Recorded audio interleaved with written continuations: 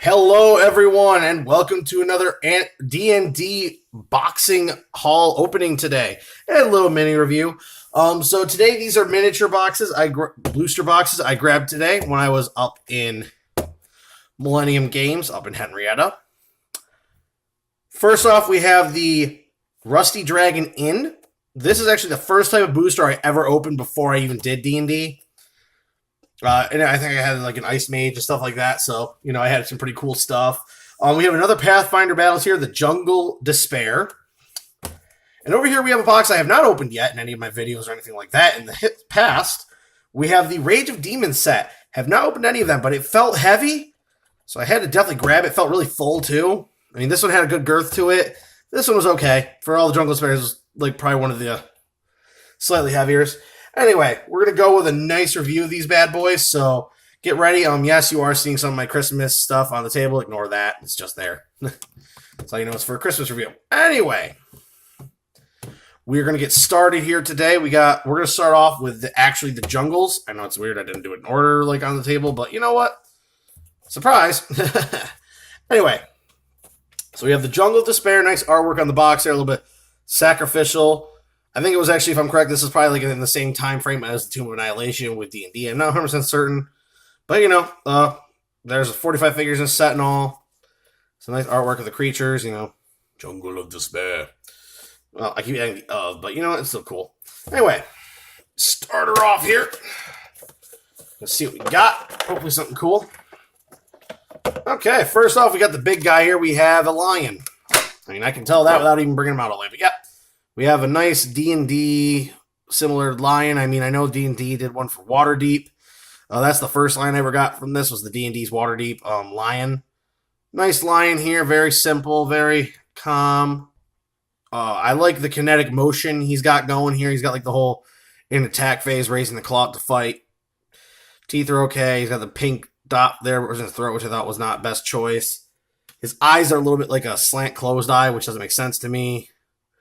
Not too bad. Nice large mini. I mean, here we go. 27 out of 45.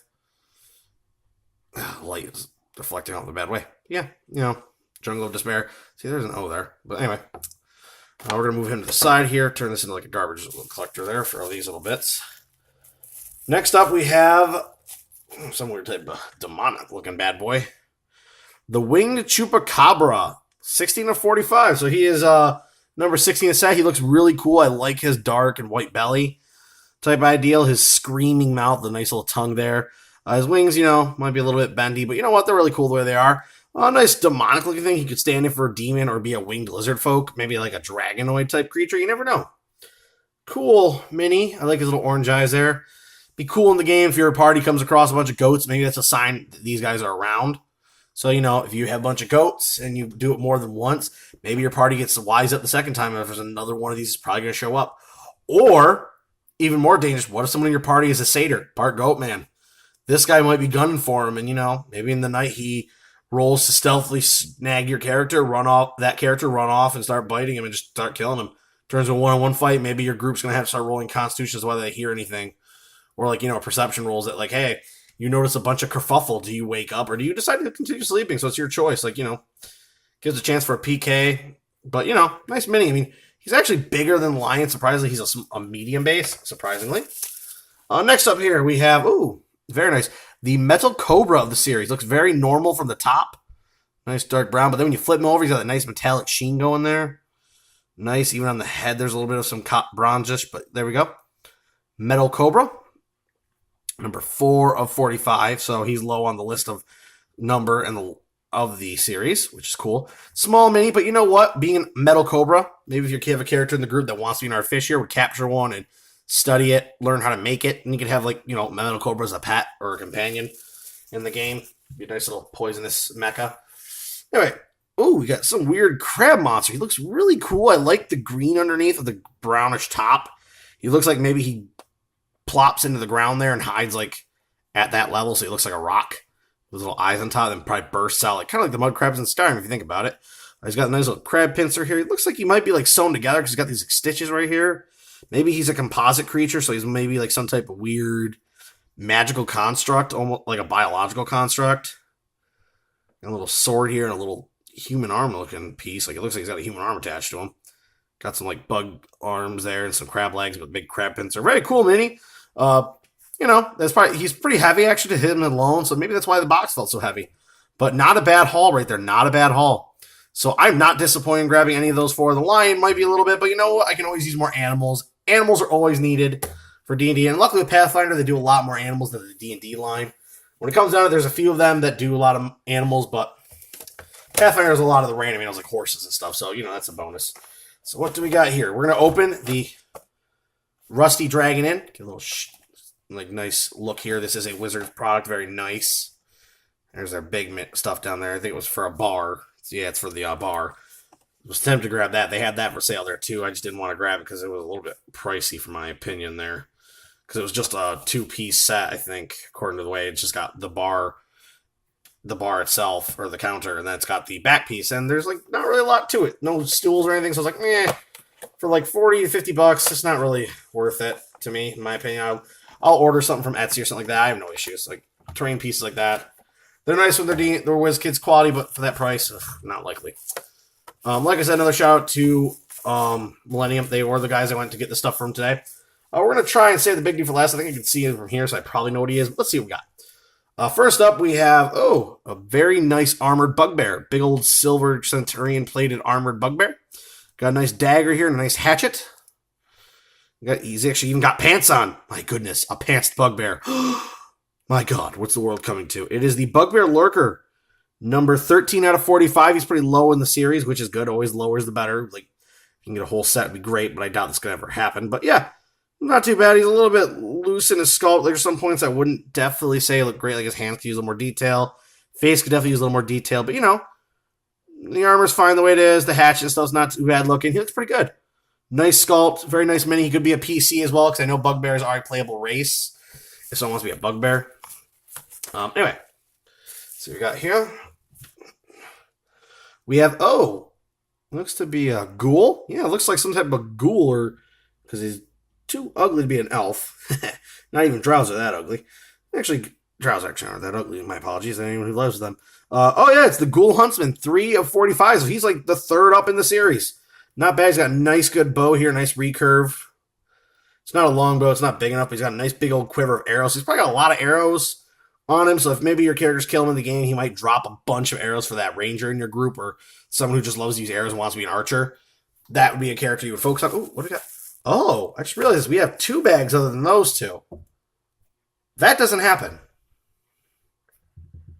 We have an extra bag in here, and it looks to have 2 miniatures in it.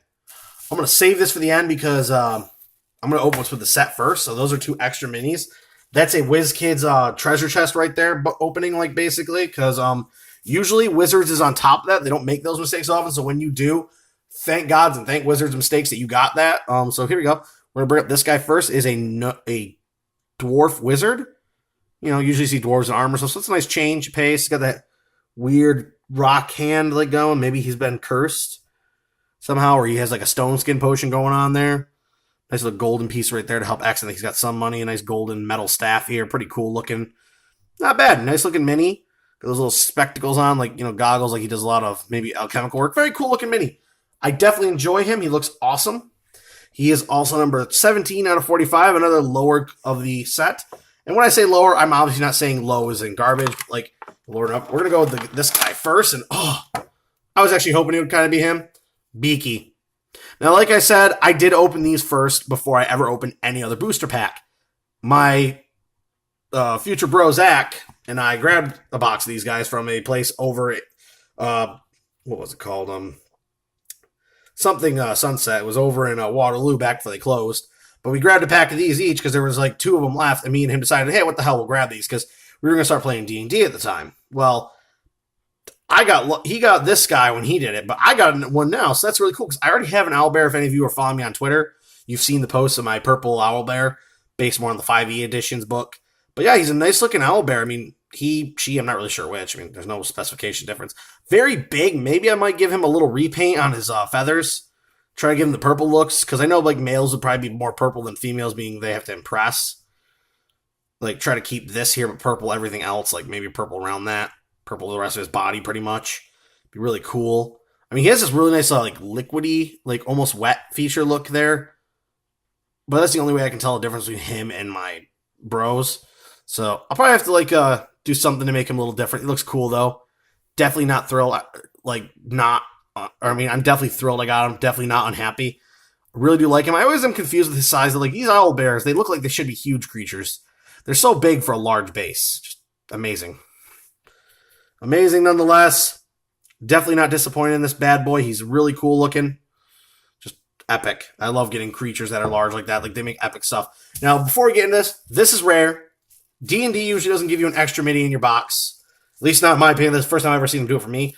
But not only that, I can see 2 in here. So they actually gave me, instead of a set of 4, they gave me a set of 6. So we're going to see what we got in this nice little treasure trove. Okay. I can see one of these working with the dragon in. I mean, if they are, but... This looks like some type of royalty, man. Got a little crown on his head there. Simple spear, like weird curvy spear with a tri-fork style on it, like a little tri-section. I like the cape design. It's very nice and dirty. His armor, his face could be a little bit more desired in the color. Let's see what we got here. Oh, he's not from Rusty Dragon Inn. He's an LOG. He is King Iroverti of 4255. I think I have something of the LOG series when I bought from Miniature Market, but yeah, cool looking guy. I mean, he's not even from the right side. He might be from Dungeons and Dragons. I'm not sure. I'll have to look him up. That's really cool, though. I didn't think I was going to get not only a mini from a different set in that box, but he could be from true D&D instead of Pathfinder, which is always nice. I mean, not that I hate Pathfinder. Right here we have some humanoid witch. Let's see what she has here. Oh, Thea the Human Witch. 38 out of 45 in her set. Some ROW, so R of something. But really cool. I mean, her sculpt is nice. She's very well detailed. A little bit better detailed than he is. Nice white hair on her. Nice accent pieces. She honestly looks like with that style, she could be even like from the Isles over, from like the more Asian considered part of D&D, where it's like that whole Asianic world where it's more Asian based with the buildings and the samurais and stuff. She looks like she could even be from that. But I don't know. I'll have to look her up and find out her details. But that's awesome. I got not only one great part of that was Beaky there, but I also got 2 minis that were basically bonuses for that, which, like I said, is very rare. Usually you'll be rare to ever get Dungeons and Dragons minis with an extra mini in there that Wizards happen to actually pop in there. So you're just like, whoa, but that's amazing. I got 2. And they aren't even from that set. They could be true D&D minis, which would be another bonus, because I love Pathfinder. Don't get me wrong, they're cool. Their miniatures they make are very cool, and they're nice additions. But true D&Ds are always nice. But here we go. We're going to open up the last box here. This is the Rage of Demons set. I really have good hopes. It's very heavy, as you can hear. Not much space in there, because whatever it is big and heavy. Oh, I can't wait to open this. By the way, just for a shout out here, if you ever go on Twitter and you follow me, if I've said this already, my apologies, but I'm just repeating again. I do videos of these first on Twitter. They get live streams of each box separately. I do each box at a time, try and make it so they're shorter for my followers. And like I love to my followers that they get to see what I got first. So if you want to start seeing what I got first before anyone else does, like on YouTube or anything, follow me on Twitter. I've already given you my name. I'll give it again at the end of the video. So check me out. You know, I'll post these whenever I get these bad boys in stock. I mean, who knows? Maybe I can get lucky and be like those guys with Wizards who get sent one of these to do videos. That'd be really awesome if that was the case. I would definitely not hesitate to say, heck yeah, I'll do it. So I'm going to try and save the big guy because he's probably the heaviest thing in here. Let's see if I can pop everything else up. Looks like I pulled it off. Oh, whatever it is. It's got a base. I'm going to try and not look at the bottom so I don't ruin the surprise. I'm going to stay there. I know. You're probably all like, oh, come on, open the big guy. Well, we're going to save him, like I said. Let's see what we got here. Oh, okay. Got a ghosty woman here, like a very ghostly apparition-ish female. Oh, it's a Banshee. Number 21 of 55, like I said, back in these days. This is probably back when Wizards did more larger sets instead of that 42s and stuff like that. Let's go for the next guy here. Very simple. I mean, I like her hollowness. She's very hollow. She looks like the Phantom figure I've got. Or the Ghost. Very simple. We got a Quasit. Little tiny, these are tiny enemy, very small. This is the tailed version. So, like in D&D, they have multiple versions of these bad boys. Little tiny demons. They're not that powerful. They're more like little spies and stuff. They usually have wings. So, in 5e, I think they decided to get rid of the wings. Like, they just were unnecessary. They were just very unplausible or something. I don't know. But, I don't mind. I have a mini of that already I got from Miniature Market back when I bought some. But, hey, I can always use more little demons and stuff like that. They're always cool. Next up, we have Darrow. There's the name. It looks kind of like a deep gnome Einstein there with his little white mustache, crazy white hair, little sword, little shields. He's probably a fighter, whatever he is. Maybe he's a deep gnome. I don't know. Maybe he's like a deep gnome with a crazy hairdo. If you want something special, that's him. Nice sculpt for him. Very simple. And I'm really holding back. We're going to get to the big dog here.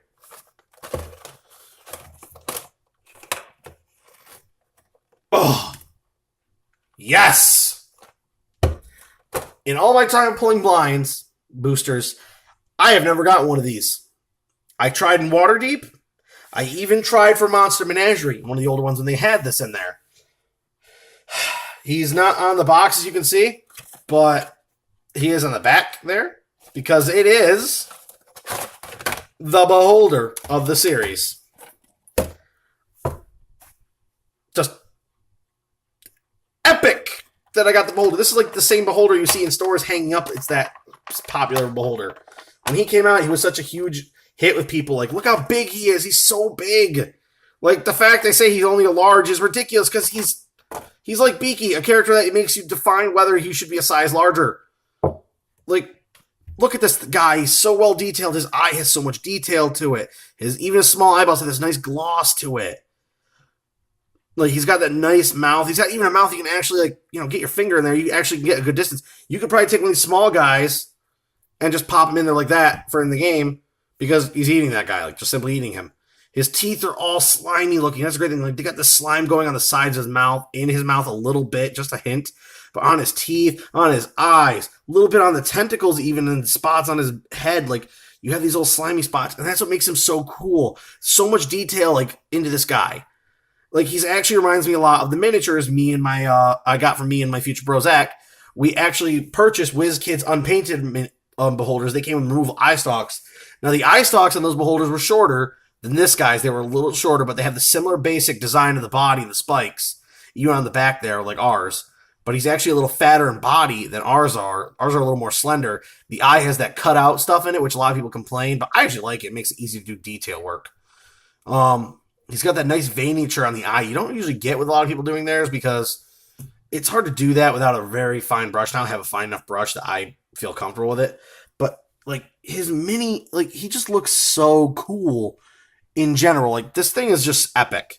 The fact I got this beholder makes me so glad. He said, oh, what a shame. You got something you might never use. I'm like, oh, no. I got this mini. We're going to use it. I will level up the party before we reach this bad boy just to fight him. And maybe even my other beholder I painted, which if you follow me on Twitter, you've seen him.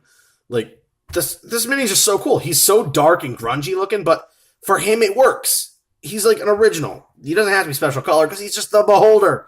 This is just like the beholder I've seen in stores hanging up in the air, the giant beholders that are aimed at people like that and just help show off the game, which I believe, if I remember, this guy's actually the model they used for it. I think they made him of a lighter plastic or something like that, like a simple plastic. But that's just so cool. I've never gotten a beholder before. First time I've ever drawn a beholder. So I just got to do one more little turn here. Nice little spin. Look at that mouth. Look how deep it is. That's a deep mouth. It's a lot of detail they put in just that mouth there to get that tongue. It's very similar color. I think with mine, I went a different color, my tongue. But look at the back there. All those scales, all that stuff. This is obviously more like the beholder, not from the book, because the one in the book does not have all the spicature and stuff on him like that. And these hardening scales. He's probably a pretty solid body. Got these very large tentacles. He's bigger than my beholder. That's how big he is. Such a cool mini. Just fantastic. I can't complain that I bought this. He makes everything worth it. So cool. You might be like, oh, why aren't you putting him on his base? Well, because he can actually sit up pretty good like that right now. So that's pretty cool. So let's do, that's an overview shot of everything I got. Great shot of a great group of stuff I got today from Millennium. Another shout out to Millennium Games and Henrietta. Great stuff. I got some cool creatures that I could easily make some stats for there. And here, Beaky being an owlbear is simple enough. Maybe I'll do a repaint of him. But, just such a cool thing when you get these miniatures, and they're all so cool when you receive these bad boys in a box. You get these hard to gets like this beholder, make it all worthwhile. They're so rare, so worth it. mean, his other mates in the box weren't that great. The Banshee's pretty cool. The mini little guy's like okay. The quads I already have, like I said, but still, it's such a cool assortment. I don't disapprove of any of my purchase. It's completely worth it. Anyway, I've rambled on long enough. I'm gonna get to the end of my video here. So, like I said, if you want to see more of the stuff I do paint my own miniatures as well. I buy D&D Reaper stuff like that. I paint them. Even ones from the board games, I will prime and actually clean and prep for painting and paint them. And they are D&D official. They're just different plastic than these guys, but they still hold if you do all the proper steps to getting well set. You wash and scrub them hard. You prime them. You wait till they dry properly, then you prime them. Prime as much a nice light prime. You don't want a heavy prime. If you do, it's going to make it look crappy. And then a nice, good multiple layers to paint if necessary, and then multiple washes. Multiples make them nice and protected. Make them to this quality. Anyway, get back up there, you you little bad boy. Anyway, so yeah, this is my unboxing.